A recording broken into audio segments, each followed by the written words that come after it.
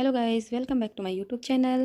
तो आज हम स्टार्ट करेंगे अकाउंटिंग का इंट्रोडक्शंस, मतलब कि जो अकाउंटिंग का मेन मीनिंग है उसमें क्या आता है, अकाउंटिंग का मतलब क्या होता है, लेखांकन का मीनिंग क्या होता है, ये सब है वो अपन आज है देखेंगे। और इसमें जो है वो आपको जितने भी नोट्स मिलेंगे वो सब कॉमर्स से रिलेटेड मिलेंगे। आप कोई भी कॉम्पिटिशन एग्जाम्स की तैयारी कर रहे हैं, चाहे वो आरपीएससी से रिलेटेड हो या फिर सेंट्रल से रिलेटेड हो, आपके लिए क्लास बहुत ही इंपॉर्टेंट होने वाली है और बहुत ही हेल्पफुल साबित होने वाली है। सो प्लीज़ गाइस, वीडियो को एंड तक देखें। वीडियो में हम देखेंगे लेखा शास्त्र एक परिचय है। उसके टॉपिक्स अपन कौन कौन से देखेंगे, एक तो इसका देखेंगे इतिहास देखेंगे, और लेखा शास्त्र लेखांकन एवं पुस्तक पालन में संबंध देखेंगे। अवधारणा एवं परंपरा का जो टॉपिक है वो अपन देखेंगे नेक्स्ट वीडियो में, ठीक है। इसके अलावा सबसे पहले अपन स्टार्ट करते हैं लेखा शास्त्र का इतिहास। लेखा शास्त्र का जन्म कब हुआ था? 15वीं शताब्दी के अंत में हुआ था। और कौन लेके आए थे इसको? लुकास पेसियोली जी लेके आए थे, जो कि कौन थे? मैथमेटिशियंस थे, गणितज्ञ थे, और ये इटली के वेनिस नगर के निवासी थे, ठीक है। इसके अलावा 1494 में जो लुकास पेशोली हैं, इन्होंने एक बुक लिखी थी, द कंपेसेट स्क्रिप्चर्स, लैटिन भाषा में लिखी थी, और इसमें ही इन्होंने अकाउंटेंसी शब्द का जो है उपयोग किया था। फिर 1543 में इनका इस पुस्तक का जो द कंपेसेट स्क्रिप्चर्स है, इस पुस्तक का अंग्रेजी अनुवाद है वो किसने किया था? ह्यूज ओल्ड कैंसिल्स ने किया था। फिर 1795 में एडवर्ड जॉन ने the English system of book keeping पुस्तक में लेखांकन की जो अंग्रेजी प्रणाली है उसका क्या किया था? प्रतिपादन किया था, ठीक है। फिर प्राचीन काल में जो वाणिज्य नगरी है, जो कॉमर्स सिटी है, वो किसको बोला जाता था? बेबीलोनिया को बोला जाता था। इसके अलावा लुकास पेसियोली की जो दूसरी पुस्तक है उसका नाम है अंक गणित रेखा गणित पुनरावलोकन के अंश। अंक गणित रेखा गणित पुनरावलोकन के अंश। और जो एक बहुत ही मोस्ट इंपॉर्टेंट क्वेश्चन है वो एग्जाम में बनता है कि जो दोहरा लेखा प्रणाली है उसके प्रतिपादक यानी कि उसके जनक है वो कौन है? तो उसके जनक कौन है? लुकास पेसियोली उसके जनक है। कौन है उसके जनक? लुकास पेसियोली है उसके जनक है, ठीक है। इसके बाद द्विपक्ष के सिद्धांत बोल दो या दोहरा लेखा प्रणाली बोल दो। द्विपक्ष सिद्धांत के प्रतिपादक भी कौन है? लुकास पेसियोली हैं। लेखांकन के सिद्धांतों का प्रतिपादन किसने किया था? लेखांकन के जो सिद्धांत है वो किसने प्रतिपादित किए थे? तो वो किए थे रॉबर्ट आउट, ठीक है। रॉबर्ट आउट एंड मॉरिस मोनिट्रप ने, रॉबर्ट आउट एंड मॉरिस मोनिट्रप ने इनको प्रतिपादित किया था। किसको? लेखांकन के सिद्धांतों का। फिर प्राचीन काल में जो प्रबंधक हैं, प्रबंधक को क्या बोलते थे? कारिंदे बोलते थे। प्रबंधक को क्या कहते थे? कारिंदे कहते थे, ठीक है। इसके बाद जे.आर. बाटली बॉय के अनुसार व्यावसायिक लेन देनों को लेखा पुस्तकों में लिखना या दर्ज करना क्या कहलाता है?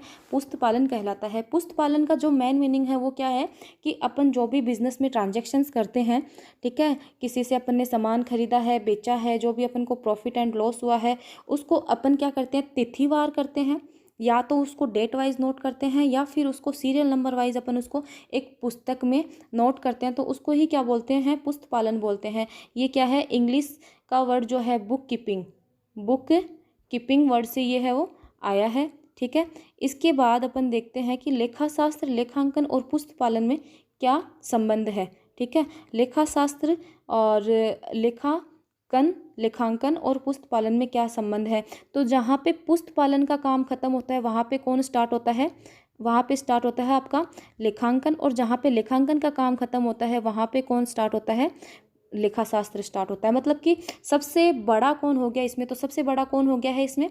लेखा शास्त्र इसमें सबसे बड़ा हो गया है। उसके बाद लेखांकन, उसके बाद पुस्त पालन, ठीक है। देखिए अपन इसमें आगे देखते हैं कि लेखांकन पुस्त पालन की उत्तरवर्ती का मतलब क्या होता है? कि बाद की प्रक्रिया है, ठीक है। बाद की प्रक्रिया इसका मतलब क्या हो गया?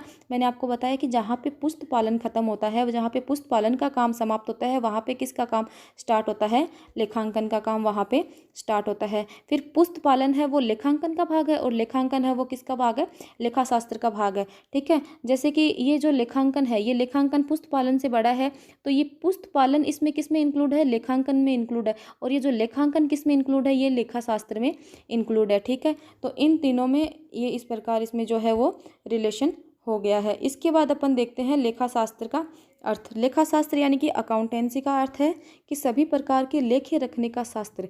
सभी प्रकार के लेखे रखने का शास्त्र, इसके निश्चित नियम एवं सिद्धांत होते हैं। मतलब कि अपन नॉर्मली अपन जो अकाउंट्स रखते हैं, नॉर्मली जो अपन क्या रखते हैं, अकाउंट्स रखते हैं, उसको तो क्या बोलते हैं कि भाई तिथिवार अपन ने रिकॉर्ड कर दिया, उसको तो क्या बोलते हैं अपन, बुक कीपिंग बोलते हैं।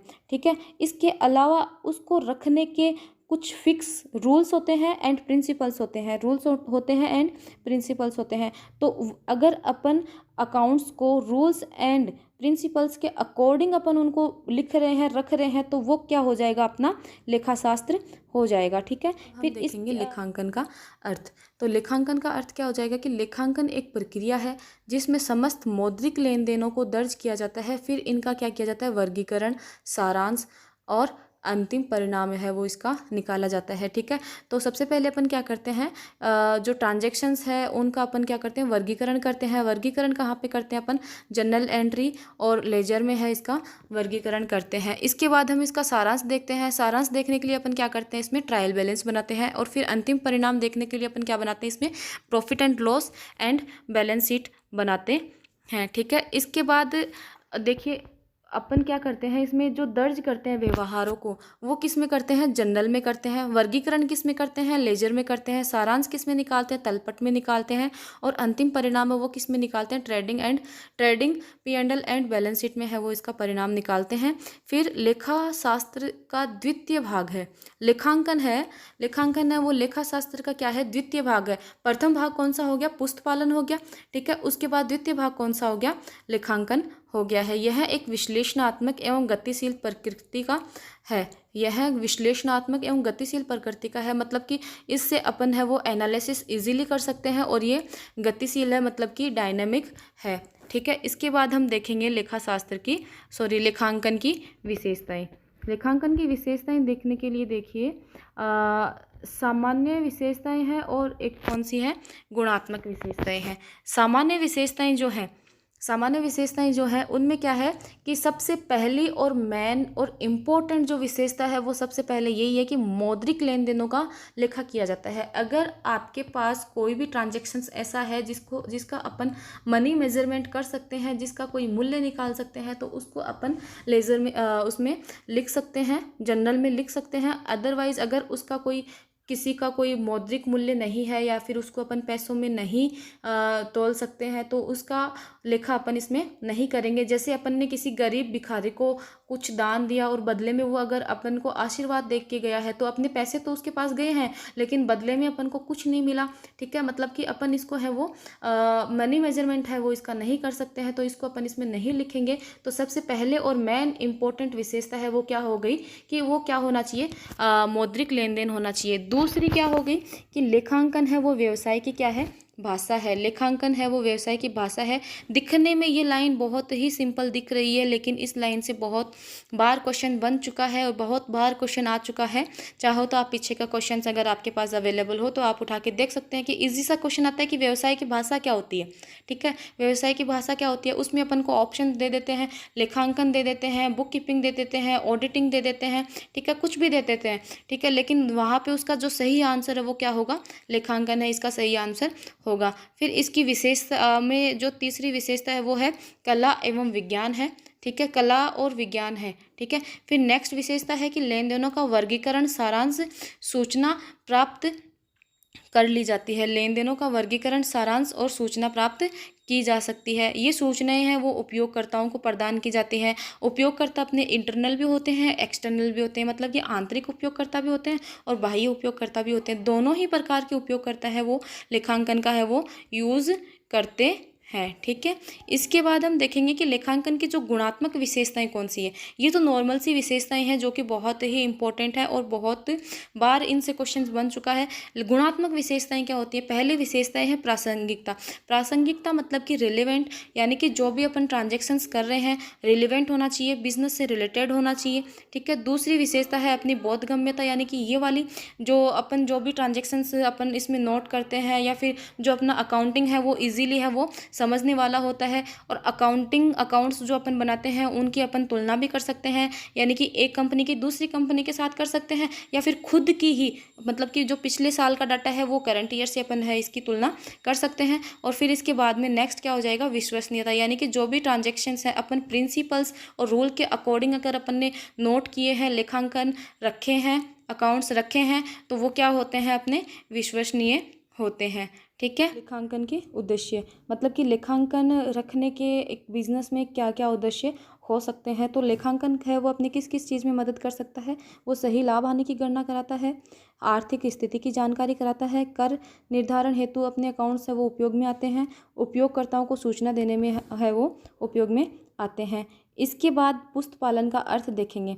ठीक है, पुस्त पालन का अर्थ देख रहे हैं तो सबसे पहले देखिए, दो प्रकार की पुस्तकें रखी जाती हैं पुस्त पालन में। एक तो क्या होती है, प्राथमिक पुस्तक, और एक क्या होती है, द्वितीय पुस्तक। प्राथमिक पुस्तक में क्या आती है, जनरल या फिर जो सहायक बही है वो आती है प्राथमिक पुस्तक में, और खाता बही किस में आती है, द्वितीय पुस्तक में आती है।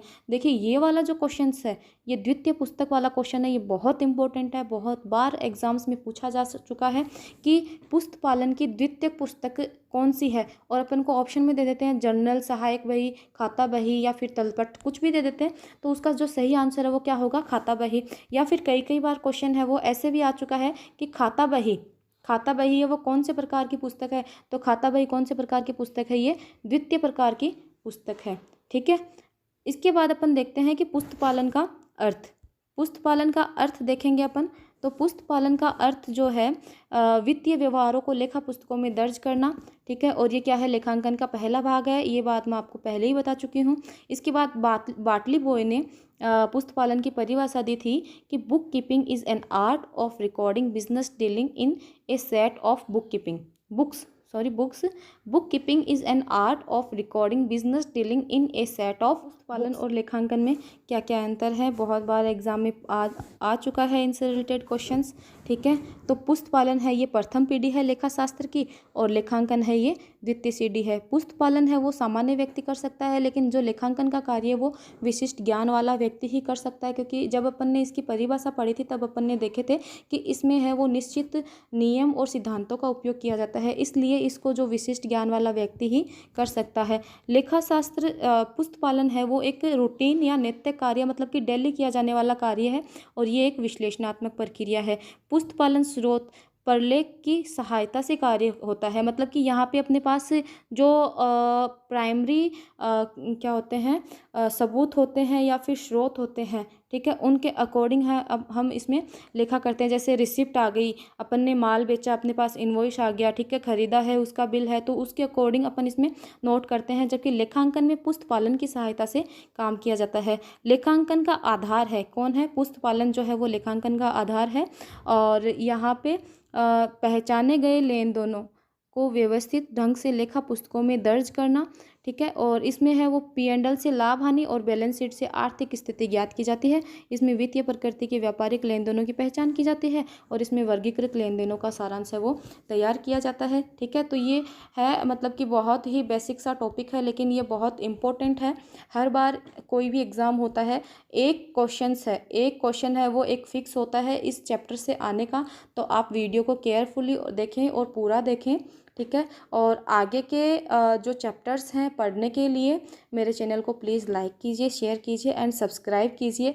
एंड आपको जो भी टॉपिक्स पढ़ना हो उससे रिलेटेड आप प्लीज़ कमेंट बॉक्स में कमेंट कीजिए, आपको आपकी प्रॉब्लम का सॉल्यूशंस है वो ज़रूर मिलेगा। और अगर आप या फिर आपका कोई रिलेटिव या आपके कोई दोस्त अगर RPSC से रिलेटेड, राजस्थान से रिलेटेड या फिर सेंट्रल से रिलेटेड, कॉमर्स से रिलेटेड जो भी एग्ज़ाम दे रहा है, चाहे वो फर्स्ट ग्रेड का हो, चाहे वो असिस्टेंट प्रोफेसर का हो, चाहे वो जूनियर अकाउंटेंट का हो, चाहे वो KVS का हो, चाहे वो दिल्ली सबऑर्डिनेट का हो, अगर कॉमर्स से रिलेटेड कोई भी एग्ज़ाम दे रहा है तो ये सारे नोट्स हैं वो आपको बहुत काम में आने वाले हैं, और ख़ासकर हिंदी मीडियम वालों के लिए। So guys, thank you for watching my video.